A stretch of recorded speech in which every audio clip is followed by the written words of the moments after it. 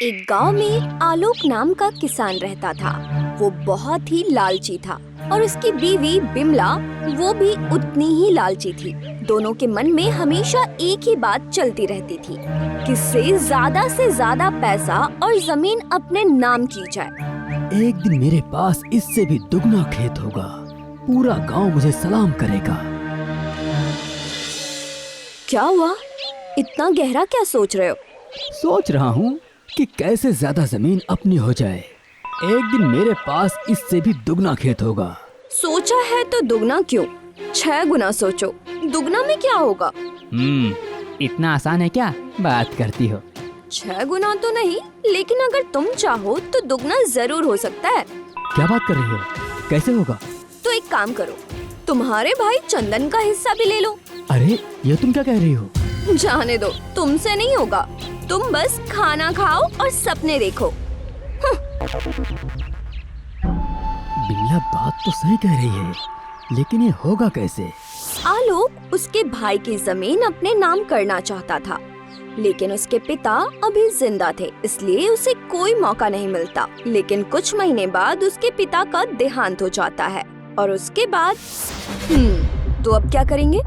वही जो हमारा सपना था। जमीन 2 हिस्सों में बंटती है, एक उसका एक उसके भाई का। लेकिन लालच में अंधे आलोक और बिमला ने एक चालाकी सोची। वे अच्छी तरह जानते थे कि चंदन बड़ा ही भोला है, तो उन्हें उसके भोलेपन का फायदा उठाना था। चंदन, भाई तो भी छोटा है, तो अभी पढ़ाई में ध्यान दे और जमीन मैं देखता हूँ। जब तेरी शादी हो जाएगी, तेरा परिवार हो जाएगा, तब तू अपनी जमीन ले लेना। और पापा भी यही चाहते थे, बाकी तेरी मर्जी। अरे नहीं भैया, जो ठीक लगे आप करो, मुझे आप पर पूरा भरोसा है। आप बिल्कुल सही कह रहे हैं। वैसे भी जमीन कहाँ भागी जा रही है? ये हुई ना बात। अच्छा हुआ जो तू बातों से मान गया, वरना मुझे कुछ और ही सोचना पड़ता। ठीक है भाई, बस मुझे कुछ साइन चाहिए। साइन? हाँ कुछ नहीं, बस पेपर में ये लिखा है कि जब तक तेरी पढ़ाई खत्म नहीं हो जाती है, तब तक जमीन की देखभाल मैं करूँगा, बस। ठीक है भैया, लाओ मैं साइन कर देता हूँ।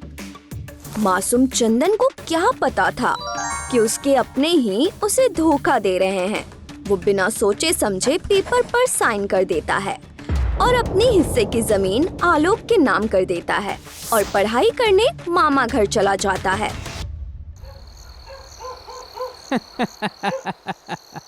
मिल गई मुझे। ज्यादा खुश होने की जरूरत नहीं है। आजकल इतनी जमीन तो भिखारी के पास भी होती है। क्या मतलब? मतलब ये कि अगर हमें गांव का सबसे बड़ा आदमी बनना है, हम चाहते हैं कि हमारे पास सबसे ज्यादा जमीन हो, तो उसके लिए इतना काफी नहीं है, हमें कुछ और करना होगा। बिमला, मैं भी चाहता हूँ कि मेरे पास ढेर सारी जमीन हो, ढेर सारा पैसा। गांव वाले मुझे देखकर मेरे सामने अपना सर झुकाएं। लेकिन ये सब होगा कैसे? होगा नहीं, करना होगा। देखो, अब तुम्हारे पास पहले से ज्यादा जमीन है, तो तुम चंदन के हिस्से की जमीन बेच दो और फिर उसी पैसों से हम लोगों को उधार देंगे और जितना हो सके ब्याज वसूलेंगे। आइडिया तो अच्छा है। तब मैं उसी पैसों से और भी जमीन खरीद सकता हूँ। लेकिन चंदन? ओफो, तुम चंदन से कह देना वो जमीन खेती के लायक नहीं थी, इसलिए तुम बेचकर दूसरी जमीन लेना चाहते हो। ये सही है। हाँ, और हम जो चाहते हैं वो भी कर सकते हैं। हाँ। जहाँ लालच होता है, वहाँ कभी काफी नहीं होता। आलोक चंदन के हिस्से की जमीन बेच देता है और उन्हीं पैसों को ब्याज में लगा देता है। जैसे जैसे दिन बीतता है, उसका ब्याज का धंधा बढ़ता जाता है और जो पैसे वापस नहीं दे पाते, उन्हें फुसलाकर या जबरन उनकी जमीन वो ले लेता है। धीरे धीरे 3 साल बीत जाते हैं। अब आलोक गांव का सबसे अमीर आदमी बन चुका था। भैया, मुझे गांव वालों से सब पता चल गया है। आपने सिर्फ मेरी नहीं, पूरे गांव वालों की भी जमीन छीन ली। जुबान संभाल के बात कर। मैंने मेहनत से कमाया सब, किसी की जमीन छीनी नहीं है। और उन्हें पैसे चाहिए थे तो मैंने उन्हें पैसे दिए हैं। और उन्हीं पैसों के बदले उन्होंने अपनी जमीन खुद मेरे नाम की है। जी नहीं, आपने लोगों की मजबूरी का फायदा उठाया है। ब्याज के नाम पर उनकी जमीनें छीनी हैं। आप ये गलत कर रहे हैं। भैया, आप उनकी जमीनें वापस कर दीजिए। अगर किसान के पास जमीनें ही नहीं रहेंगी तो वे जिएंगे कैसे? क्या करना चाहिए और क्या नहीं, ये अब तुम सिखाओगे अपने बड़े भाई को? हाँ, माफ करना भाभी, आप भी कुछ कम नहीं हैं। आप लोगों को शायद लग रहा है कि आप अपनी तिजोरी पैसे से भर रहे हैं, लेकिन सच्चाई तो ये है कि उसमें सिर्फ बददुआ भरी हुई है। देवर जी, चिल्लाने से सच्चाई झूठ में नहीं बदलती है। वैसे भी आज मैं अपना हिस्सा लेने आया हूँ, वही जमीन जो पापा ने हम दोनों के लिए छोड़ी थी। कौन सी जमीन? सब कुछ मेरा है, समझा? तेरी कोई जमीन नहीं यहाँ। जमीन के कागज बदल सकते हो भैया, लेकिन सच नहीं। याद रखना, जिस लालच के नाव पर तुम दोनों तैयार हो उसका डूबना तय है, और उस दिन तुम्हारे पास रोने वाला भी कोई नहीं मिलेगा। बहुत हुआ तेरा बकवास। अब खड़े खड़े देख क्या रहा है? चल निकल यहाँ से, निकालो इसको। आलोक अपने छोटे भाई को धक्का देकर बाहर निकाल देता है। इतना सब कुछ करने के बाद भी आलोक और विमला का लालच कम नहीं होता। उन्हें और पैसे चाहिए होती है। विमला, क्या कहती हो? अब हमारे पास कितनी गुना जमीन है? 100 गुना। तो अगर ये 1000 गुना हो जाए तो? हाय हाय, 1000 गुना कैसे? शहर में कुछ महाजन हैं, वो चाहते हैं कि मैं अपनी कुछ जमीन की खेती करूं। क्या? लेकिन इसमें तो पुलिस का खतरा है। खतरा? क्या है? इसके बाद आलोक खेती शुरू करता है, जिस पर कई महाजन के पैसे लगे हुए थे। दूसरी तरफ चंदन गांव के गरीब बच्चों को कम पैसे में पढ़ाता है। दिन बीतते जाते हैं। चंदन गांव के स्कूल में मास्टर की नौकरी करने लगता है, और दूसरी तरफ आलोक की खेती तैयार हो जाती है।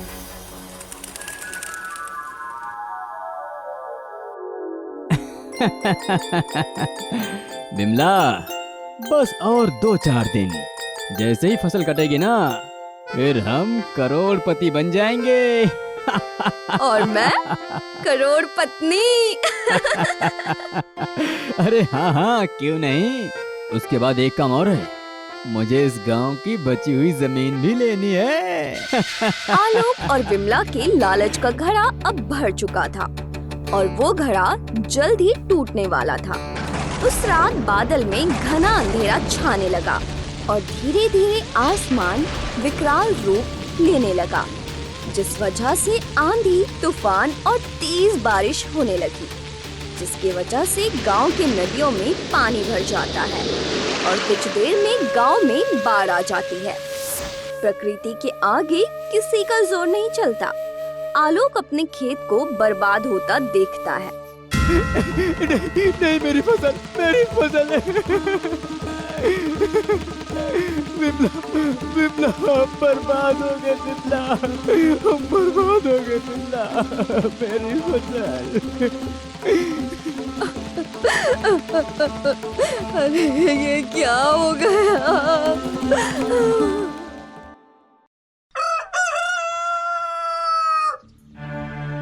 देखिए, हमें या तो पैसे चाहिए या फसल। मेरे पास कुछ नहीं बचा, तो घर छोड़ने के लिए तैयार हो जाइए। हाँ, हमें तो हमारे पैसे वापस चाहिए। हाँ। आलोक और विमला घर छोड़ देते हैं और सड़क पर आ जाते हैं, लेकिन लोग उन्हें देखते ही दरवाजा बंद कर देते हैं।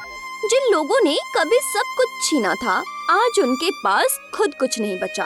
उन्हें तो भीख भी नसीब नहीं हुई, और गांव के बाहर एक टूटे हुए झोपड़ी में रहने लगे। हमारे साथ ऐसा क्यों हुआ? क्यों? क्या हम इतने बुरे थे कि हमें भीख तो छोड़ो, हमारा चेहरा भी किसी को देखना पसंद नहीं। कोई अच्छा नहीं है, सब बुरे हैं, सब। ये सब हमारे कर्मों का फल है। जो जैसा बोता है उसे वैसा ही मिलता है। हमने जिंदगी भर लालच किया, न जाने कितने लोगों को ठगा, अपने सगे भाई तक को नहीं छोड़ा। ये तुम क्या कह रहे हो? बिमला, बस बस बिमला, बस। अब लालच नहीं, मैं समझ गया हूँ। तुम भी समझ जाओ। क्या हमने कभी किसी की भलाई की है? सोचा भी नहीं होगा। तो फिर हमारे साथ अच्छा कैसे होगा? हाँ, तुम ठीक कह रहे हो।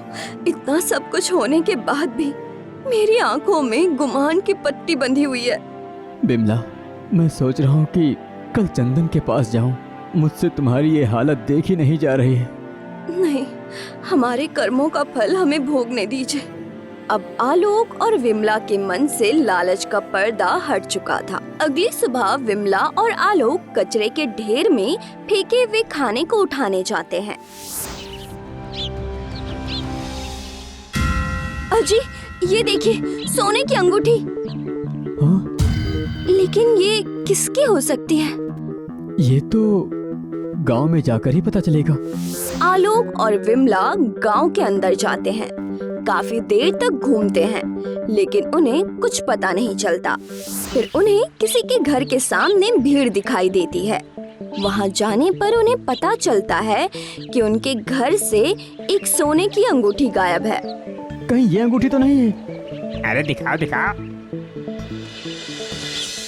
अरे यही अंगूठी है। तुम्हें कहाँ से मिली? हमें वो कचरे के ढेर में मिला। क्या एक तो चोरी करती हो और झूठ भी बोलती हो। अरे हाँ, ये पहले भी चोर थे और अब भी चोर ही हैं। अरे इन्हें तो गांव से मार मार कर निकाल देना चाहिए। हाँ हाँ हाँ हाँ हाँ, हाँ। नहीं नहीं, हमने चोरी नहीं की है। हैं? एक तो चोरी और झूठ भी बोलता है, हैं? मारो से, मारो मारो मारो। हाँ? चोर चोर चोर चोर चोर। तभी चंदन आ जाता है। अरे बस करो, बस करो। मास्टर जी, भले ही आपके भैया भाभी हो सकते हैं, लेकिन ये चोर हैं। अरे इंसानियत मत मारो। अगर चोरी की होती तो यहाँ नहीं आते। वैसे भी इन्हें इनके कर्मों की सजा पहले ही मिल चुकी है।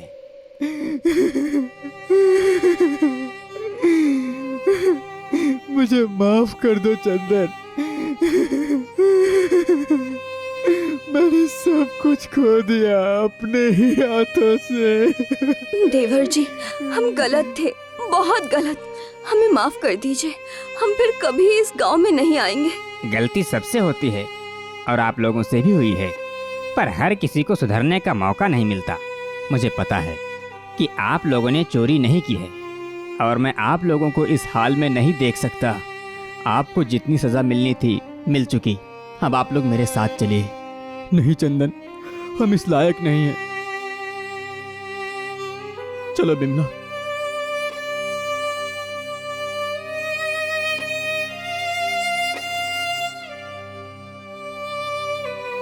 भैया, क्या हम नई शुरुआत नहीं कर सकते? फिर से एक घर में एक साथ। अगर आप लोग नहीं जाओगे तो मैं भी आप लोगों के साथ चलूंगा। बिमला, ठीक है, चलते हैं। इसके बाद आलोक और विमला चंदन के साथ जाते हैं और नई शुरुआत करते हैं।